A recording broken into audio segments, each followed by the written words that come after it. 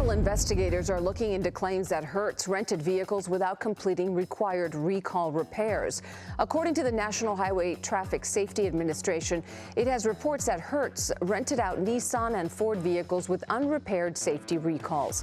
Drive past your local dealership today, and you might spot something shocking. Brand new Teslas and SUVs going for half their original price. Look a little closer, and you'll see the Hertz sticker still on the window. This isn't a sale, it's a liquidation. Thousands of vehicles were dumped overnight. The press calls it a fire sale. But what you're looking at isn't just excess inventory, it's the smoldering wreckage of one of America's most iconic rental empires. And here's the part no one's telling you. This collapse didn't start at the auction lot. It started years ago with a series of reckless bets, missed warnings, and one disastrous decision that turned a market leader into a cautionary tale. So what really destroyed Hertz? Who's next to fall? And is your car, your job, your wallet about to get caught in the blast? How Hertz went from icon to implosion. Hertz was not always in trouble. In fact, for most of the 20th century and well into the 21st, Hertz was the very definition of a corporate success story. The empire was built on a simple principle: scale. Hertz knew how to move cars and people quickly and efficiently. Their operations at airports were finely tuned machines. Their branding was everywhere. They even bought used vehicles directly from manufacturers at discounts, moved them into the rental fleet, and sold them after a year or two of use, generating healthy profits from every cycle. Investors loved them, customers trusted them, competitors chased them, and then everything started to shift. The first cracks began with the rise of ride-sharing. Uber and Lyft, dismissed as trendy tech experiments, slowly ate away at Hertz's airport dominance.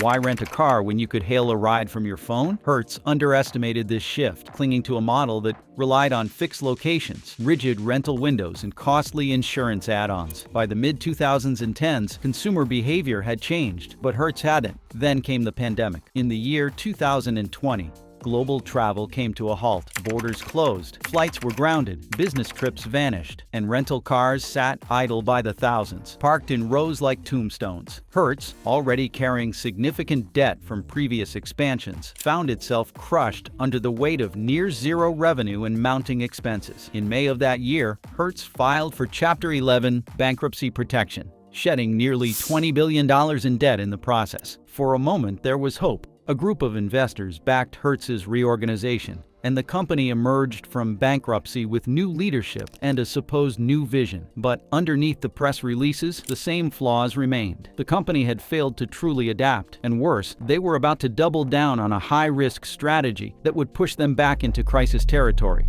Hertz didn't collapse because of one bad year. It collapsed because it refused to evolve in time. But the next chapter of the story, that was about a gamble, one involving electric vehicles, a shiny new image, and a decision that would break the company for good. And that gamble wasn't just bold, it was catastrophic. But before we dive into that, make sure to like this video and subscribe to our channel. The electric gamble that broke Hertz. Hertz needed a comeback story. After emerging from Chapter 11 bankruptcy in the year 2021, the company wanted to prove it wasn't just surviving, it was evolving. So it made a headline-grabbing announcement. Hertz would purchase 100,000 Tesla vehicles, immediately rebranding itself as modern, sustainable, and future-forward. For a moment, the market believed it. Tesla's stock surged. Hertz executives gave interviews about transformation and innovation. But behind the slick press releases was a decision so miscalculated, so rushed, that it would destroy what little stability the company had left. The plan was simple on paper: buy Teslas, rent them to eco-conscious customers, and lead the rental industry into the electric age. But from the start, the numbers didn't add up. Hertz paid close to retail price for the Teslas. No bulk discounts, no special fleet pricing. This meant billions of dollars in upfront costs just to replace cars that weren't even the biggest problem. Worse, Hertz had no real infrastructure to support this pivot. Charging stations weren't part of the plan, nor were EV-trained technicians. They essentially dropped an entire electric fleet into a gasoline world and hoped it would just work. Customers quickly grew frustrated. Many were unfamiliar with electric vehicle behavior. Range anxiety kicked in. Charging options were limited, especially outside of cities. And when drivers needed help, local Hertz locations often lacked the expertise or equipment to assist them. Teslas became liabilities, complaints rolled in, repeat rentals dropped, and even minor fender benders became multi-thousand-dollar repairs due to Tesla's specialized parts and service requirements. Then came the death blow. In early 2024, Tesla slashed the prices of its new vehicles. That single move instantly cratered the value of Hertz's massive fleet. Cars they had paid top dollar for just 2 years earlier were now worth a fraction of their original cost. On paper, Hertz had lost hundreds of millions. Overnight, when the company tried to resell some of the Teslas, demand was soft. Buyers were spooked by the depreciation, concerned about battery health, and wary of the repair costs. The forward-thinking fleet had become a cash drain. At the same time, the broader rebound in travel that Hertz had banked on simply didn't materialize the way they expected. Business travel remained sluggish, tourism was uneven, and while some demand returned, it wasn't enough to justify the size and cost of their inventory. The Teslas weren't alone in bleeding the company dry. Combustion vehicles sat idle too, collecting dust while insurance, storage, and interest payments piled up. The truth is, Hertz didn't just lose money on electric cars. It lost time, trust, and operational agility. The electric vehicle pivot wasn't a bold transformation. It was a financial trap disguised as innovation. And in trying to escape its past, Hertz rushed into a future it didn't understand, with products it couldn't support for customers it hadn't prepared. And as the market absorbed the shock, industry insiders began asking the real question: what else is Hertz selling to stay alive? Because it was never just about the cars, and what they started selling next would expose the true depth of the crisis. Corporate self-destruction, the Hertz fire sale you didn't see. To the average person, Hertz's downfall looks like a clearance sale. Thousands of rental cars flooding the market at steep discounts. But behind that headline is something far more alarming. Hertz isn't just dumping vehicles, it's dismantling itself piece by piece in a desperate bid to stay solvent. What's happening behind the scenes isn't a realignment, it's a corporate fire sale of epic proportions, and it reveals how close Hertz is to complete collapse. Office buildings that once anchored regional operations, sold. Properties with decades-long leases near major airports, terminated. Entire customer support centers, once considered critical infrastructure, have been shuttered and sold for parts. In some cases, the furniture and signage are being auctioned off to the highest bidder. Even the company's internal technology systems are being stripped down. Proprietary fleet management software, internal logistics platforms, and data services that once powered Hertz's operations across continents are now being sold off in blocks. Some are being dismantled entirely, while others are being offered to competitors or repurposed in last-ditch licensing deals. One of the most telling signs? The cancellation of enterprise software licenses tied to customer data, inventory tracking, and business analytics. These are not luxuries. They are the backbone of modern logistics. Losing them doesn't just delay growth, it makes basic operations chaotic. And then there's the international retreat. In multiple countries, Hertz has voluntarily surrendered long-held business licenses, walking away from entire markets where it once dominated. These actions don't represent a company trying to pivot. They represent a company trying to survive one more quarter. The physical footprint is shrinking, the operational core is collapsing, and while consumers are distracted by cheap cars, what's really being liquidated is the corporate identity itself. Because when a company starts selling off its own skeleton, it's not planning for the future, it's bracing for impact. While Hertz is tearing itself down,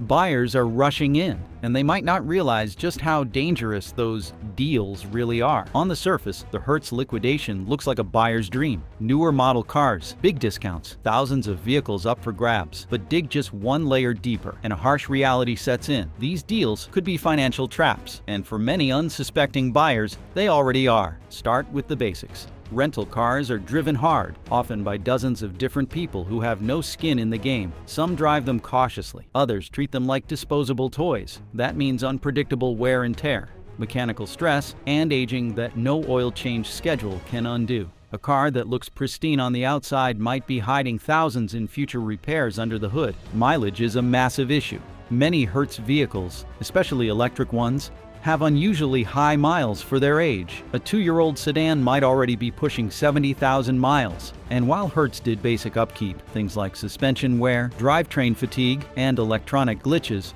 often go unnoticed until they become the buyer's problem. Then there's the electric vehicle trap. A used Tesla from Hertz might come with degraded battery life, especially if it was repeatedly fast-charged by renters unfamiliar with EV maintenance. Battery replacements can cost tens of thousands of dollars, and that alone can turn any deal into a disaster. Worse, many of these EVs have been serviced by third parties instead of authorized centers, leaving big question marks around warranty coverage and future reliability. The dangers don't end there. Some of these cars are sold as is, with no warranties and no protection. Others go through auctions, where buyers have zero visibility into prior damage, accident history, or skipped service intervals. Even cars labeled certified by third-party dealers can be misleading, because certification means wildly different things depending on the seller. Financing is its own minefield. Many banks hesitate to lend on liquidation vehicles, or they do so at sky-high interest rates. Insurance premiums are spiking too,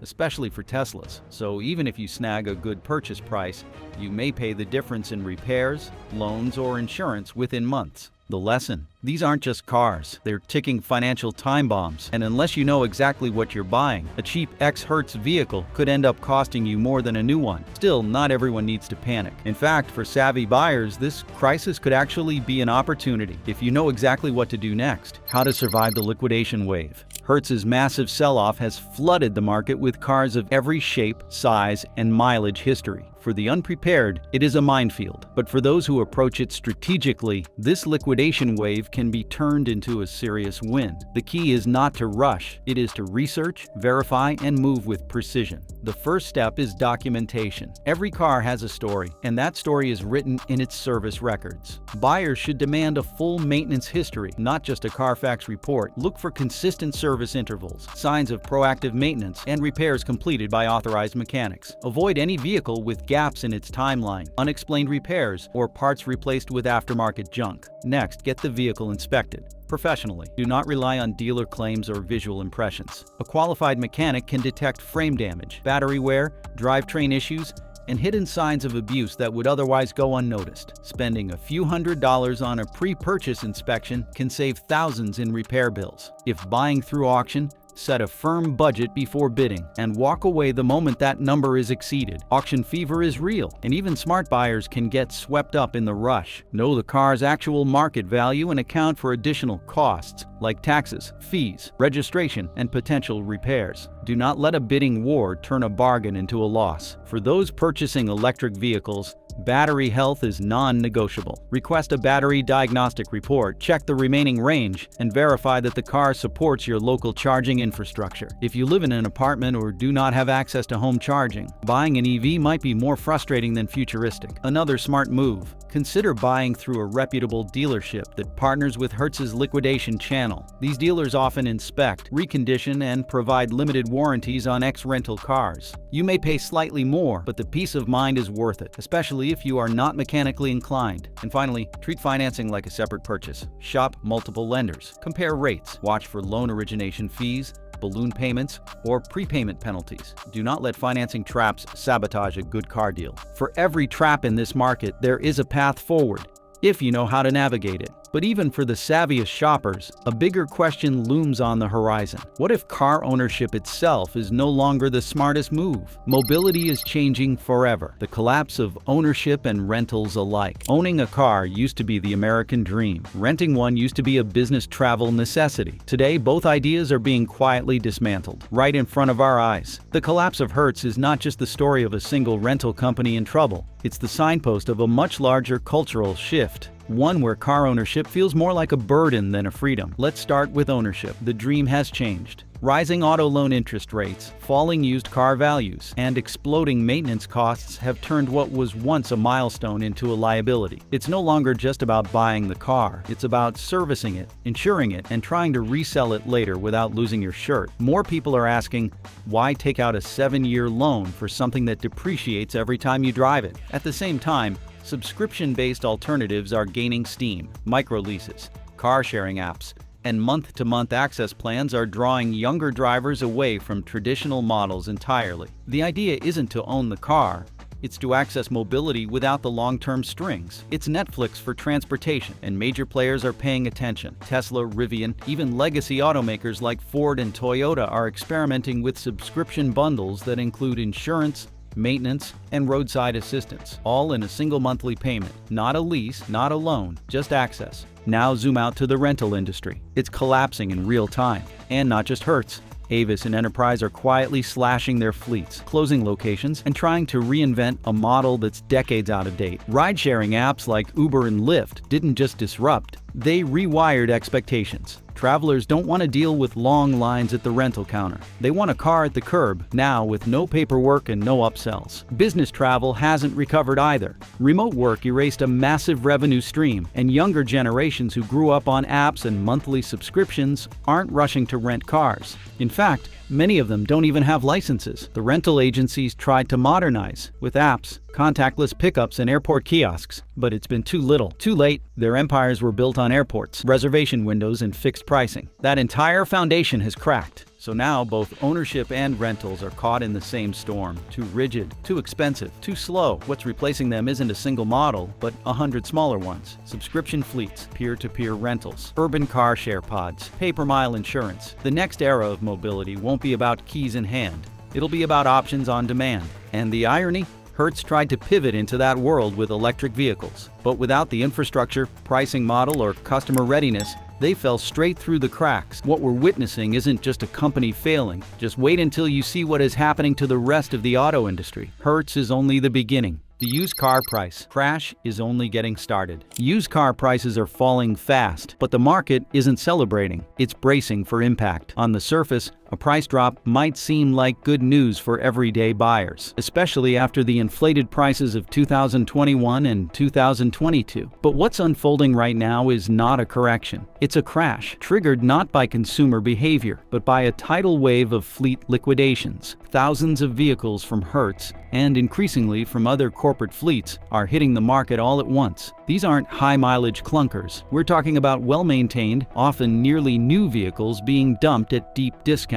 And yet, buyers are not showing up in the numbers one might expect. Why? Because car prices aren't falling in isolation. Auto loan interest rates have soared, making financing harder and more expensive for most Americans. A car that's cheaper on paper becomes unaffordable when paired with a 7% loan. At the same time, inflation has eaten into household budgets, leaving many potential buyers sidelined despite the apparent deals. Dealerships are sitting on growing inventories, desperate to move units, while auction lots are overflowing. The result is a paradox: falling prices, but falling demand. That combination is deeply unstable. What's more concerning is that this liquidation-driven decline may drag the rest of the used car market down with it. Vehicles from Hertz and others aren't just adding supply, they're resetting price expectations across the board. Sellers who bought at inflated prices just a year or two ago are now being forced to accept massive losses or hold on to depreciating assets. The depreciation curve, once gradual,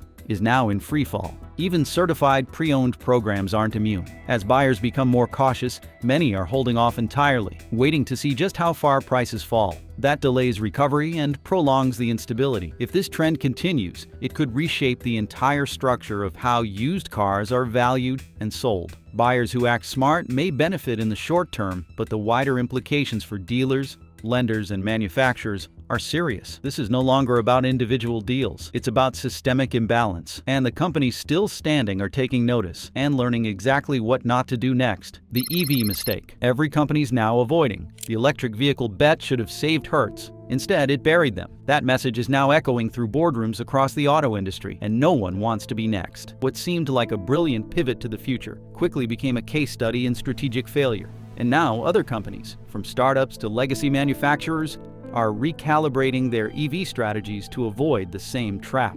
Hertz bet big on electric vehicles, assuming rising demand and lower maintenance costs. Both proved false. Renters struggled with range anxiety, poor charging access, and confusing tech. Repairs were costly, parts were limited, and specialized labor caused delays, crippling a business built on fast turnaround and predictable operating expenses. To make matters worse, Tesla itself slashed prices on new models. That single move instantly devalued Hertz's electric fleet, crushing their resale strategy and triggering a faster liquidation timeline. This wasn't just bad luck, it was a failure to understand how volatile and immature the EV market still is. Other companies are now backing away. Startups that once promised all EV fleets are scaling back or adding hybrids. Dealerships that were eager to stock EVs are now more cautious, especially on trade-ins and used models. Even major automakers are quietly delaying or reducing EV commitments as consumer adoption plateaus. The message is clear: the EV revolution is coming, but rushing in can kill you. Electric vehicles are not the problem. Misjudging their readiness is. And after Hertz's collapse, the auto industry has no excuse to ignore the warning signs. headlines. Still, even if companies get smarter about the vehicles they buy,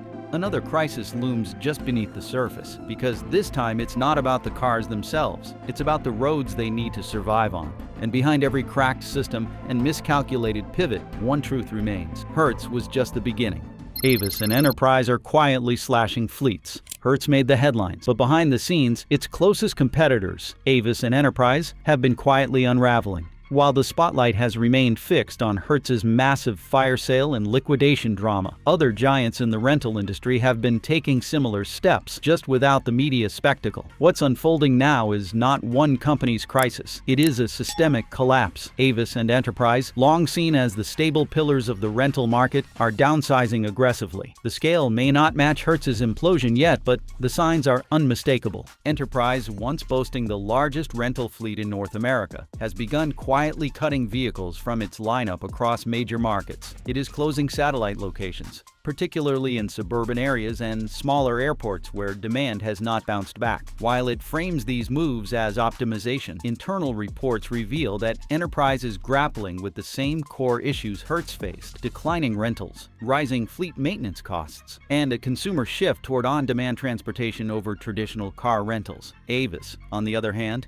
has been reducing its capital expenditures and delaying vehicle acquisitions. In late 2023, Avis began liquidating parts of its fleet earlier than scheduled, citing market realignment. Translation: they needed fast cash and could no longer justify keeping aging vehicles on the books. Like Hertz, Avis had leaned heavily into airport rentals, and with business travel still below pre-pandemic levels, those high-traffic locations are no longer the gold mines they once were. The deeper issue here is strategic paralysis. Both companies were caught in the same trap, believing that the rebound from the pandemic would look like 2019. Instead, it looks like something entirely new. Consumers want flexibility, automation, and alternatives that these rental giants were too slow to embrace. And without a bold reinvention, they're bleeding out silently, trying to cut costs faster than the market changes. Just like Hertz, both Avis and Enterprise are now depending more on asset sales to stay above water, and that includes thousands of cars now quietly entering wholesale auctions, regional dealer lots, and secondary sales platforms. These aren't just vehicles. They're pressure valves for two companies under financial stress, and when multiple rental agencies flood the same used car market at once, the impact is enormous. And yet, this is not the end of the line. The rental collapse is only one piece of a larger crisis, because now automakers themselves are beginning to dump vehicles, and for reasons that are even more unsettling. Automakers are dumping cars too. Automakers are supposed to be the steady hand in the automotive world, the industrial giants that plan years in advance, manage production cycles with precision, and weather short-term market shocks with long-term strategy. But that confidence is crumbling. General Motors, Ford, Volkswagen, and even Toyota are now being forced to do what they hate most: scale down production and offload unsold inventory. Why? Because they build too many vehicles for a market that no longer exists. In the rush to recover from the pandemic, automakers ramped up production aggressively between 2022 and 2024. With supply chains stabilizing and semiconductor shortages easing, factories went into overdrive. Executives bet on a return to traditional demand, especially with pent-up consumer interest and government EV incentives on the rise. But that demand never fully materialized. Instead, consumers were slammed with higher interest rates, inflation-driven cost of living increases, and stricter lending conditions. New car loan approvals dropped, average monthly payments soared past $700, and more Americans began holding on to their cars longer than ever before. The expected buying frenzy turned into hesitation, and now dealerships are overwhelmed with excess inventory. To clear the backlog, automakers are offering massive dealer incentives, factory rebates, and even fleet deals to unload unsold vehicles. In some cases, brand new cars are being offered to corporate fleet buyers at prices well below their sticker value. That means more new vehicles are entering secondary markets with near zero mileage and driving down the value of used cars across the board. The resale market is not just saturated with rentals from Hertz. It is being crushed by overflow from the automakers themselves. General Motors recently announced it would be cutting production shifts at several plants, citing market realities. Ford is slashing its EV production targets after inventory of unsold electric trucks ballooned. Even Tesla, which typically avoids traditional dealership models, has resorted to deep price cuts to move inventory, undercutting resale values even further. And while these moves are intended to protect short-term cash flow, they also indicate growing panic within the manufacturing sector. Still, there's another layer to this meltdown, because the collapse isn't just coming from the top, it's also being driven by the companies that were supposed to replace car ownership altogether. Uber, Lyft, and fleet operators joined the sell-off. When Uber and Lyft exploded onto the scene, they promised to kill car ownership. For a while, it looked like they might succeed. Millennials embraced ride-sharing, urban planners championed the mobility-as-a-service model, and auto manufacturers scrambled to form partnerships with tech giants. But somewhere along the way, that promise broke, and now, the companies that once claimed to be the future are quietly unloading their own fleets, cutting costs, laying off workers, and scrambling to survive. Uber, which once avoided direct vehicle ownership, launched several programs to provide leased vehicles to drivers. Its Uber-owned fleet programs grew rapidly in cities where driver demand outpaced vehicle availability. Lyft did the same, rolling out rental partnerships and vehicle hubs to keep its workforce mobile. But these fleets became expensive liabilities. As demand softened, fuel costs spiked, and driver attrition climbed. The cost of maintaining those in-house vehicle programs became unsustainable. Add in the resale value collapse triggered by Tesla's price cuts and the flood of rental vehicles entering the market, and Uber and Lyft suddenly found themselves holding rapidly depreciating assets. Now they're selling. Thousands of lightly used vehicles, many of them electric, are being pulled from service and dumped into the used car market. In some cities, entire Uber-owned vehicle hubs have closed, citing restructuring. Others are being quietly liquidated through commercial auto auctions. What was once a strategic expansion into physical infrastructure is now a retreat. The fallout doesn't stop with ride-sharing apps. Delivery and logistics operators like Amazon Flex, DoorDash, and Instacart, many of which used contractor-supplied vehicles or short-term fleet leases, are also scaling back. Amazon, in particular, has reduced its Rivian electric van orders and shifted to third-party logistics contractors. As online demand normalizes post-pandemic, fleet size is being trimmed to match, and unused vehicles are flooding secondary markets. This shift further destabilizes pricing, but more importantly, it signals the end of a fantasy. The idea that technology companies could reinvent car access without ever becoming part of the traditional auto ecosystem. In trying to avoid becoming car companies, they became car companies. And now they are bailing out just like everyone else. This convergence, rental firms, automakers, ride-sharing platforms, and logistics giants, all pulling back simultaneously, is creating the largest uncoordinated liquidation of vehicles in modern history. But while that chaos unfolds, the final and most dangerous impact is just beginning.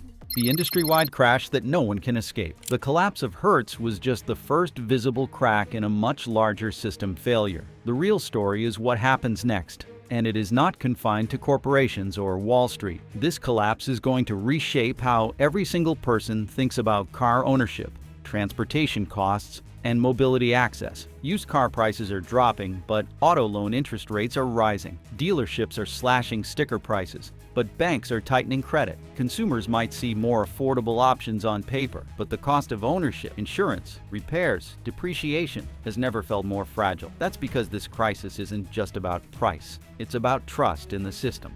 For workers who rely on their vehicle, rideshare drivers, delivery contractors, tradespeople, every mile driven on a depreciating asset is a gamble. For families considering financing a new vehicle, rising loan rates and economic uncertainty are forcing hesitation. Even car insurance premiums are spiking in areas where vehicle values are dropping, creating a contradictory nightmare. You're paying more to protect something worth less. Then there's the policy side. Cities and states that built tax incentive programs for EVs are now reevaluating subsidies as resale values plummet and charging infrastructure falls behind. Meanwhile, manufacturers are lobbying for relief as unsold inventory piles up, and consumers are stuck in the middle, unsure whether to buy now, lease short-term, or wait it out. For most Americans, owning a vehicle has long been tied to economic identity, freedom, control, personal investment. That identity is unraveling. In its place is uncertainty. Will you be able to resell it? Can you even afford to fix it? What happens if your job requires driving? But the car you depend on becomes a money pit. This is not the future the industry promised. It is not even the future it warned about. It is something no one was prepared for. A transportation economy caught between the collapse of old systems and the chaos of new ones. And every single driver, commuter, buyer, and worker is going to feel it. If you made it this far, you're exactly the kind of person who sees the storm before it hits. So don't miss what happens next. Subscribe now for more deep dives into the real stories behind America's biggest economic meltdowns. And let us know in the comments, would you ever buy a used car from Hertz? Or is the risk just too high?